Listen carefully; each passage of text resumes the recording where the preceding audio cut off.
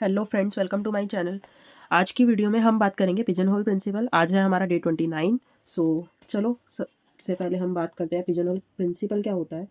अगर आपने pigeon hole principal के बारे में सुना हो तो इसमें ये होता है इफ़ एम पिजन्स, एम मतलब कि नंबर ऑफ पिजन्स, ठीक है, ऑक्यूपाई एन पिजन होल्स। देखो पिजन क्या होती है सबको पता है। पिजन होल्स बेसिकली क्या होते हैं? पिजन होल्स मतलब कि जहाँ पे पिजन्स रहते हैं, ठीक है, हम उसको बोल सकते हैं। तो देखो यहाँ पे then there is at least one pigeonhole with two or more pigeons in it। देखो मैंने आपको दो चीज़ें बताई थी, अगर आपको याद हो। एक हमने फ्लोर फंक्शन पढ़ा था, एक हमने सीलिंग फंक्शन पढ़ा था। इसमें हमेशा फ्लोर फंक्शन यूज होता है, ठीक है। फ्लोर फंक्शन मतलब कि डाउन वैल्यू।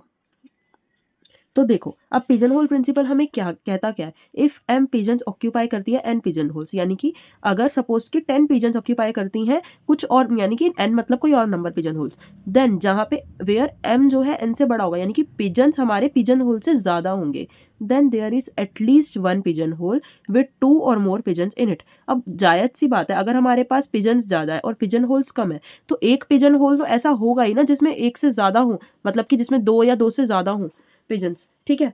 सो बेसिकली पिजन होल प्रिंसिपल ये कहता है। अब देखो इसमें आता है generalized pigeon hole principle. Generalized pigeon hole principle आपको क्या कहता है? If n m plus one, n m मतलब जो अभी हमने देखा, एम पिजन्स और n pigeons, objects are distributed among m boxes, then at least one box will contain more than n objects, ठीक है। सो इसमें क्या बोल रहा है? If n m plus one objects, मतलब कि n m plus one objects अगर डिस्ट्रीब्यूटेड किए जा रहे हैं एम बॉक्सेस में, तो कम से कम एक बॉक्स ऐसा होगा जिसमें एन ऑब्जेक्ट मतलब कि एक से ज्यादा ऑब्जेक्ट्स होंगे, ठीक है। सो ये देखो मैंने आपको यहाँ पे दो फंक्शन बताए थे। This one is ceiling function, ठीक है। सीलिंग फंक्शन में क्या होता था अगर आपको याद हो तो, वैल्यू को अप हम करते थे, राइट। देखो सपोज करो मैंने यहाँ पे 1.5 लिखा, ठीक है, तो 1.5 में क्या होता था? 2, हम राउंड ऑफ कर देते थे ना, ठीक है। अगर मैं 1.1 लिखूं तो ये भी 2 माना जाता था। अब हमारा सिमिलरली फ्लोर फंक्शन में क्या होता था? डाउन करते थे हम वैल्यू को, ठीक है। तो अब इसमें अगर हमारा सपोज करो 3/2 ले लेते हैं, मतलब कि हम फ्रैक्शनल वैल्यू आपको लेके दिखा रही हूँ, तो ये क्या होता था? 1.5 जिसको हम 1 बोलेंगे, ठीक है। अगर 1.9 हो तो भी इसको हम 1 बोलेंगे, मतलब मैटर नहीं करता अगर वो 9 है यहाँ पे या 1 है, हम उसको वही बोलेंगे, ठीक है। सो देखो मैं यहाँ पे एक क्वेश्चन लिख रही हूँ, वो हमें पिजन होल प्रिंसिपल से यूज करना है।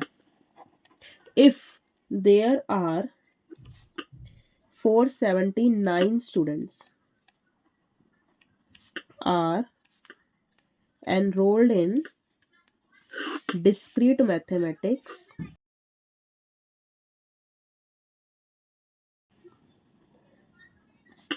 consist 6 units, find number of at least student who are study same unit at a given point of time, ठीक है। सो बेसिकली अब इसमें क्या है, इफ देयर आर 479 स्टूडेंट्स, मतलब कि अगर यहाँ पे 479 स्टूडेंट्स हैं, वो एनरोल हुए डिस्क्रीट मैथमेटिक्स में, ठीक है, कंसिस्ट 6 यूनिट, जिसमें 6 यूनिट्स हैं। फाइंड करो number of at least student who are study same unit at a given point of time, मतलब कि किसी ऐसे स्टूडेंट को, कम से कम एक स्टूडेंट को तो ऐसा फाइंड करो, मतलब कि जो कि हमारे एक ही यूनिट को जो है वो सेम टाइम पे पढ़ रहे हो, ठीक है। अब देखो सबसे पहले आप अगर आपके पास एग्जाम में ये क्वेश्चन आया, आप कैसे पता लगाओगे कि ये मतलब कि ये पिजन होल प्रिंसिपल से यूज करना है या फिर परमुटेशन कॉम्बिनेशन है, वट एवर, क्योंकि आप लोग तो कंफ्यूज हो जाओगे। अब देखो यहाँ पे क्या आ रहा है, हमारी जो आइडेंटिफिकेशन है यहाँ पे आ रहा है इफ देयर आर, ठीक है। ये एक तरीके से प्रिंसिपल क्वेश्चन है। आइडेंटिफिकेशन जो है पिजन होल प्रिंसिपल की, वो ये होती है कि वो जो है प्रिंसिपल क्वेश्चन की तरह पूछा जाता है, ठीक है। क्वेश्चन में ना एटलीस्ट और सेम हमारे दोनों वर्ड हैं, ठीक है। एटलीस्ट भी है हमारा और सेम भी है, ठीक है। इसीलिए ये हमारा पिजन होल प्रिंसिपल से बोला जाएगा, क्योंकि आप खुद देखो ना, यहाँ पे हमने जब इसकी डेफिनेशन पढ़ी तो यहाँ पे ये वर्ड्स यूज हो रहे थे, ठीक है। सो अब इसमें आपको ये कैसे करना है, इसका फॉर्मूला हमेशा होता है k/n+1, ठीक है। और इसमें हमेशा फ्लोर फंक्शन यूज होता है, ये याद रखना, k/n+1। अब देखो यहाँ पे मैं आपको क्लियरली अभी बता रही हूँ k क्या होता है और n क्या होता है, ठीक है। k हमारा होता है जो बच गया है, ठीक है, और n हमारा हो जाता है वो सेम के बाद आता है, ठीक है। अब मैं यहाँ पे लिख रही हूँ तो अपने नोट्स में लिख लो, n जो होता है हमारा वो सेम के बाद जो होता है वो होता है। मैं ये आपको ना टर्म्स इसलिए बताती हूँ ताकि आप कंफ्यूज ना हो। k हमारा होता है हमारा जो बचा है, मैंने एकदम हिंदी वाली भाषा में लिखा है, ठीक है। सो अब देखो यहाँ पे इस केस में हमारे ध्यान से पढ़ो, इस केस में हमारा जो है वो k क्या होगा और n क्या होगा। k ध्यान से देखो, इस केस में हमारा k क्या है, हमारे क्वेश्चन में उसने बोला है सेम के आगे जो है वो यूनिट्स है, ठीक है। उसने क्या बोला, if there are 479 students enrolled in discrete mathematics consisting unified number of at least student who are study same unit. Same के आगे क्या है, यूनिट। तो सेम के आगे क्या होगा, सेम के बाद जो होगा वो क्या होगा, n। तो n क्या होगा, मतलब कि 6, ठीक है। और k मतलब जो बचा है ऑब्वियसली, तो 479 बचा है +1, ठीक है। और यहाँ पे फ्लोर फंक्शन, अब इसका आएगा 79 पॉइंट समथिंग आएगा, तो +1, 79 हमने वैल्यू को क्या करना है, डाउन, तो 79 +1 हो जाएगा इक्वल्स टू 80। आया समझ। बेसिकली हमेशा इतना करना कि हमारा n जो वही होगा जो सेम के आगे जो भी वर्ड आएगा, बस इतना याद रखना, ठीक है। इससे आपका क्वेश्चन फटाफट हो जाएगा विद नो कंफ्यूजन्स, ठीक है। एक और क्वेश्चन करवा रही हूँ, शो दैट, अब इस क्वेश्चन में ना आप देखोगे, show that in any group of 30 people we can always find people who were born on the same day of the week, ठीक है। अब देखो इसमें आपको कैसे करना है, शो कर, उन्होंने बोला शो करो कि एनी ग्रुप ऑफ 30 पीपल, ठीक है। 30 पीपल के ग्रुप में से हम हमेशा वो पीपल फाइंड कर सकते हैं जो वीक के सेम डे बॉर्न हुए हो। ऑब्वियसली अब आप में से कितने लोग ये वीडियो देख रहे हो, तो आप में से कुछ लोग ऐसे होंगे जो मंडे को बॉर्न हुए होंगे, कुछ ऐसे होंगे जो ट्यूसडे को बॉर्न हुए होंगे। ऐसा थोड़ा ना है अब इतने बच्चे ये वीडियो देख रहे हैं सबके सब मंडे ही बॉर्न हुए हैं, नो वे, ठीक है। सो उस पर डिपेंड करता है। तो हमें ना शो में कुछ फाइंड नहीं करना होता, ठीक है। जो क्वेश्चन है, मतलब कि सिर्फ आंसर है जो क्वेश्चन में दे रखा है, हमें वही लाना है। तो अब देखो फॉर्मूला क्या है, k/n+1, हमें बस यही करना है। अब ध्यान से देखो, सेम के आगे क्या है, डे, और मैंने क्या बताया था, जो हमारा n होता है वो क्या होता है, सेम के जो बाद होता है, ठीक है। तो सेम के आगे डे, डे कितने होते हैं हमारे, ऑब्वियसली 7 होते हैं ना वीक में, ठीक है। और k क्या होता है, जो बच्चा है, बच्चे कितने हैं 30, 7 4 सा कितना होता है 28, ठीक है। सो हमारा 4 आएगा, 4.2 आएगा इसका, तो 4 ही आएगा ना, तो कितना आया 5। आ गया समझ, हमें बस ये करना है। तो हमारा नेक्स्ट क्वेश्चन है, suppose a laundry bag contain many reds, white and blue socks. Find the at least minimum number of socks that one needs to choose in order to get 2 socks of same color, ठीक है। सो अब देखो इसमें ये वाला question ना आपका बहुत ही इंपॉर्टेंट है, मतलब कभी कभी वो सॉक्स में जरूर दे देते हैं, सॉक्स के उसमें। सपोज करो एक लॉन्ड्री बैग में काफी सारी रेड, व्हाइट और ब्लू सॉक्स है, फाइंड करो at least minimum number of sock, that one needs to be choose in order to get two socks of same colour. मतलब कि आपको क्या चूज करना है कि मतलब कि हमें जो है उस ऑर्डर में चूज करना है कि जो 2 सॉक्स हमारे हाथ में आए वो सेम कलर की आए। ठीक है, सो देखो इसमें क्या होगा। ठीक है, तो according to pigeon hole principle हमारा क्या होगा, k/n+1, सॉरी। ठीक है, तो अब देखो यहाँ पे सेम, सेम के बाद क्या है, कलर। कलर कितने हैं हमारे पास, रेड, व्हाइट और ब्लू, तो 3 कलर है। के क्या है, जो बचा, क्या बचा है यहाँ पे, ध्यान से देखो उसने क्या बोला, उसने हमेशा यहाँ पे, अब आप कहोगे मैम इसमें एटलीस्ट यूज नहीं हुआ था, तो हम एटलीस्ट हमने ये कैसे फाइंड किया कि वहां पे जो है ये पिजन होल प्रिंसिपल ही यूज हुआ है। यहाँ पे एटलीस्ट और मिनिमम भी, कभी कभी ना सिर्फ मिनिमम यूज हो सकता है, जरूरी नहीं है हमेशा एटलीस्ट ही यूज हो। ठीक है, इसीलिए यहाँ पे ये यूज हुआ। ठीक है, हाँ, तो अब हम बात कर रहे थे बचा क्या है। बचा तो यहाँ पे देखो ना, एक लॉन्ड्री बैग में इतनी इतनी सॉक्स थी, फाइंड करो at least one needs to be choose in order of get two socks of same colour. कितनी निकालनी है, 2, तो 2 ही तो हुआ। ठीक है, अब देखो यहाँ पे 0.6 आएगा +1, तो 0 + 1 कितना हुआ, 1। ओके, सो क्या लिखेंगे हम यहाँ पे, लाइन मैं ना सब में लिखती ही नहीं हूँ, तो आप ऐसा एग्जाम में मत करना। At least number of socks that one needs to choose, that is 1।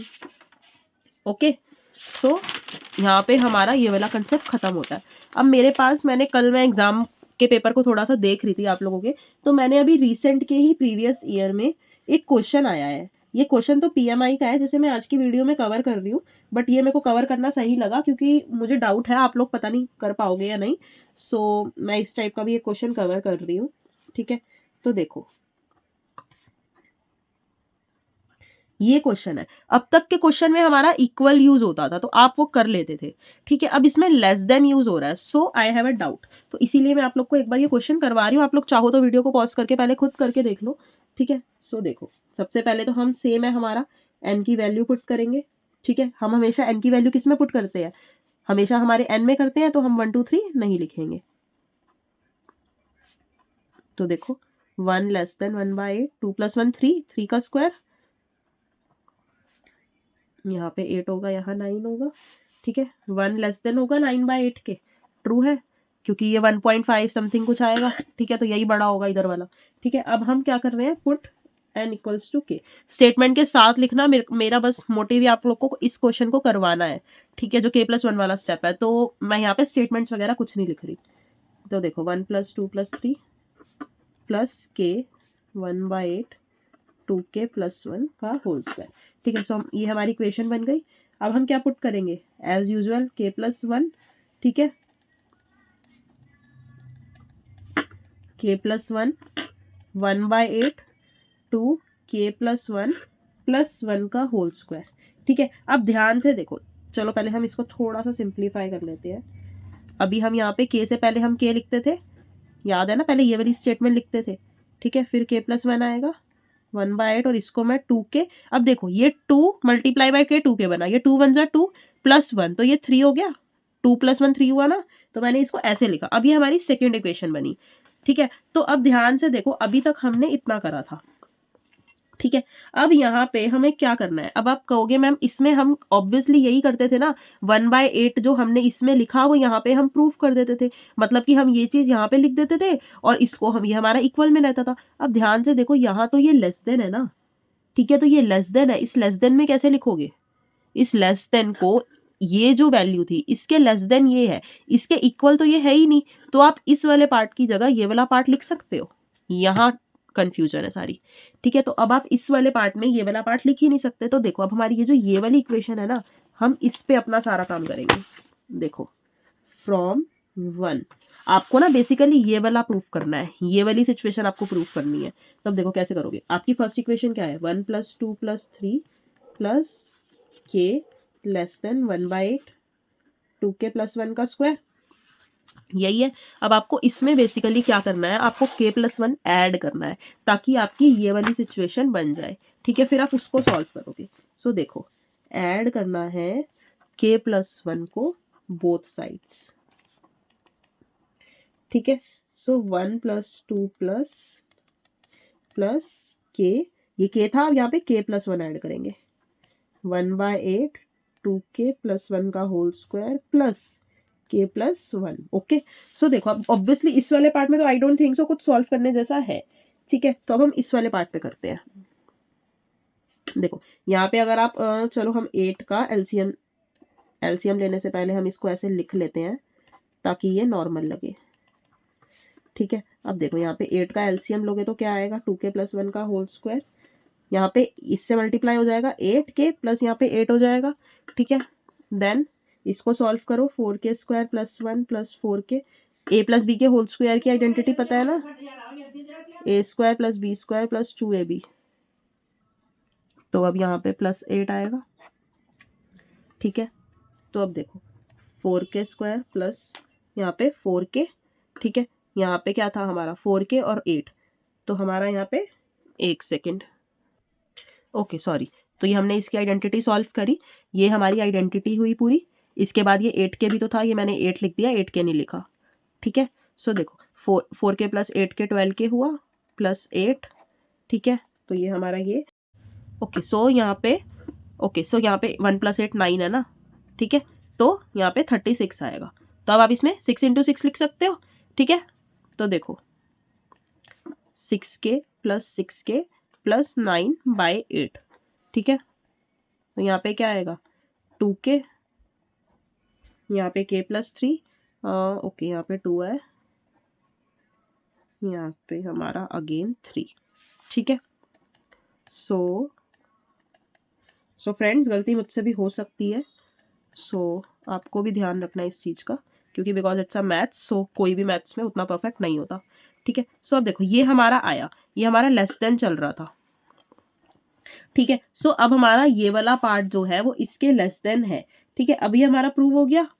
अब ये हमारा यहाँ पे जाके प्रूव हुआ, क्यों, देखो ध्यान से देखो, हमने इस वाले पार्ट को लेस देन प्रूव करना था, तो हमने इस वाले की हेल्प के थ्रू ये लेस देन प्रूफ कर दिया, राइट। लेकिन अब आप इस वाले को सॉल्व नहीं कर सकते थे, तो अब हमने इस वाले में ये चीज कर दी, okay. So this is the part. So friends आज की वीडियो में इतना ही। नेक्स्ट वीडियो में हम लोग पढ़ने वाले हैं फ्लॉयड-वार्शल एल्गोरिदम, ठीक है। उससे पहले आपके लिए ये क्वेश्चन एक होमवर्क में है, इसको आप कर लेना, ये भी एक एग्जाम का ही क्वेश्चन है, ठीक है। इसमें भी आपको ऐड करना है, तो आप अपने अकॉर्डिंग करके देख लेना, ठीक है। ये क्वेश्चन आपके होमवर्क में है। नेक्स्ट वीडियो में हम डे 30 में पढ़ेंगे फ्लॉयड-वार्शल एल्गोरिदम, ठीक है फ्रेंड्स। तो आज की वीडियो में इतना ही, तब तक के लिए bye bye, take care and please मेरे चैनल को सब्सक्राइब कर देना, मुझे बार बार बोलना पड़ता है please. Okay bye bye friends, thank you.